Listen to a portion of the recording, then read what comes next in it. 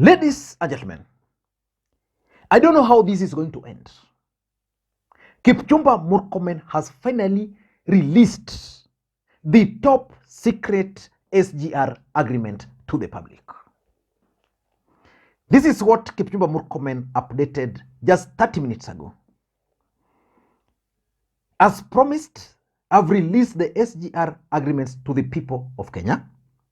I have given a copy to the majority leader, Kimani Ichung'wah, and Aaron Cheruiyot for them to table in the respective houses of parliament. I have also shared a copy with the media, which means the SGR agreement is now public. The media are likely to start sharing it tomorrow, if indeed he shared with them the copy. And also at the same time, Kimani Ichung'wah and Aaron Cheruiyot will be able to table it in parliament. SGR remains one of the top secret agreements in this country. SGR was conceived during Kibaki Raila nusu mkate government. When Kenya Kwanza government came, when Jubilee government came into office, they actually tripled the cost.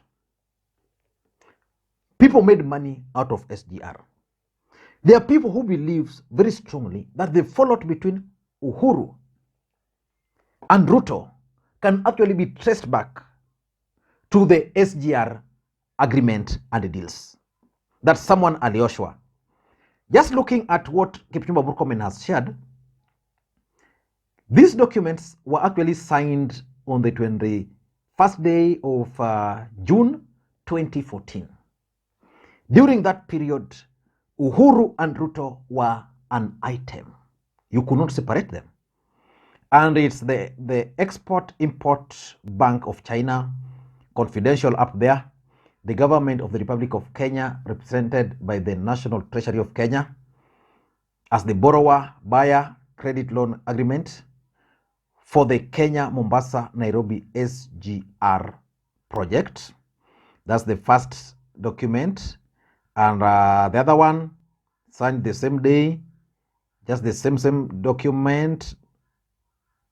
No, this one is preferential buyer credit loan agreement on Kenya, Mombasa, Nairobi standard gauge railway project between the government of the Republic of Kenya, represented by the National Treasury, as borrower, and the Export-Import Bank of China.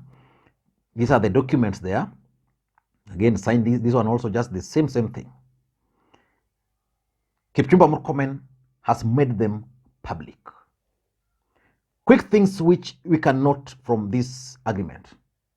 Number one, they were signed during the first term of Jubilee government, which means Raila Odinga is now out of the picture in this matter.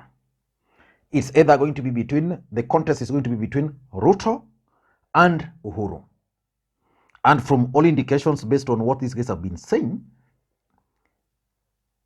they are going to target Uhuru Kenyatta. Let us wait and see how this thing is going to unfold.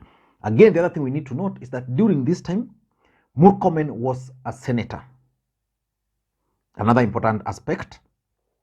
The third aspect here is that during this period, Uhuru and Ruto were in very good terms. So we are waiting for the old document.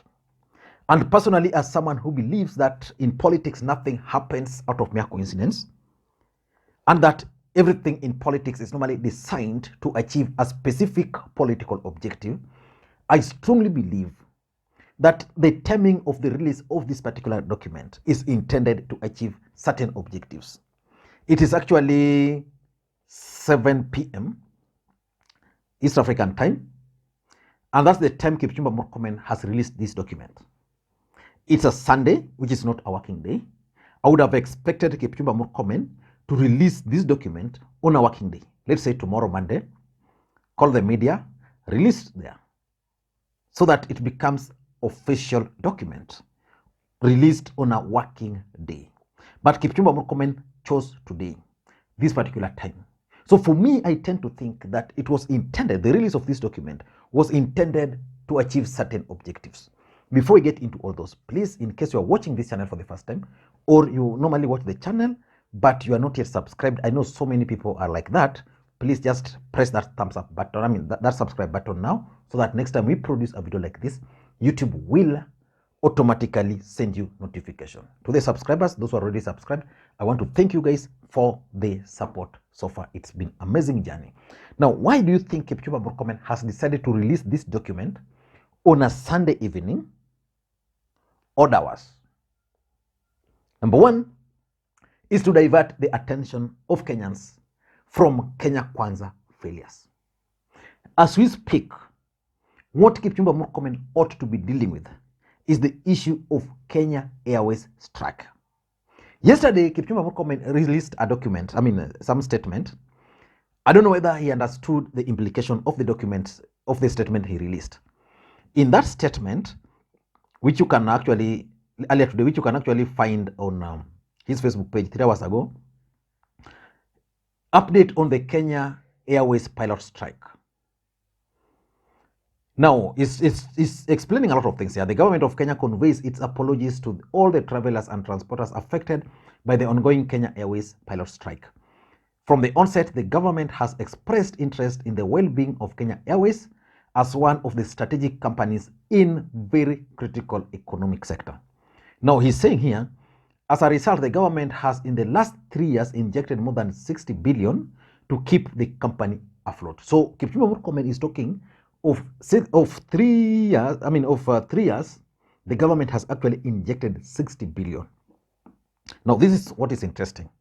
He's saying, in fact, this administration, in its first 10 days in office, channeled 10 billion from the exchequer towards the sustenance of Kenya Airways, notwithstanding the economic crisis and the biting drought affecting the country. Now, Kipchumba Murkomen is running away from this particular statement which he issued. Why do I believe so? I believe so because Kipchumba Murkomen is part of Kenya Kwanza government. During the campaigns, they talked of state capture, and one of the sectors they talked of being captured is actually the Kenya Airways. That the government always just releases this kind of money to Kenya Airways, which ends up in people's pockets.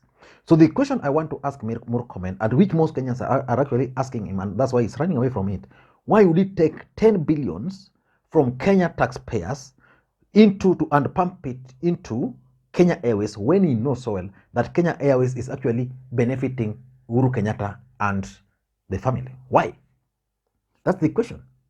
But he's also running away from the fact that Kenya Airways pilots are on strike. So far, nothing much has happened. That is one of the issues which Kipchumba Murkomen should be dealing with. Deal with the issue of Kenya Airways pilot strike. Once it's done and dusted, then he can now focus on SGR and the documents which are just dusting there. I'm reading the comments which people are posting on this particular statement, and people like diverting attention from Kenya KQ issues. Bwana Waziri, these are small matters, ndugu. You can sort them within a day. Someone is also saying the beauty of it is that in 2014, Ruto was deeply rooted in government. He's also saying, someone is also telling them, why don't you open it for us here? We read by ourselves. What are you hiding? Someone is asking, how will this bring food for hungry Kenyans in Turkana? Someone is saying, signed in 2014 when Uhuru and Ruto were darlings. Was it classified document to you really? Someone is asking, diverting the attention of Kenyans from pressing issues like hunger and Kenya KQ pilots. So the truth is, Kipchumba Murkomen is just trying to divert the attention of Kenyans from so many issues Kenya Kwanza government are facing. The Kenya Airways strike, the universities, which the new cabinet secretary for education talked about parents paying, there are issues of hunger.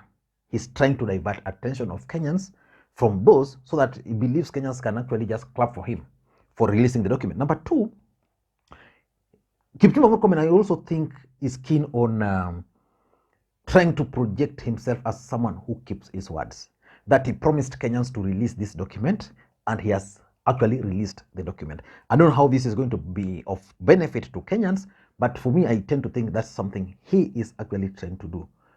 Project an image of someone who is keeping his words. Number 3 is the state capture.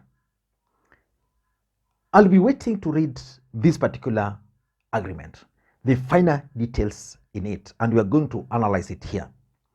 Is the Kenyatta family deeply entrenched in the SGR?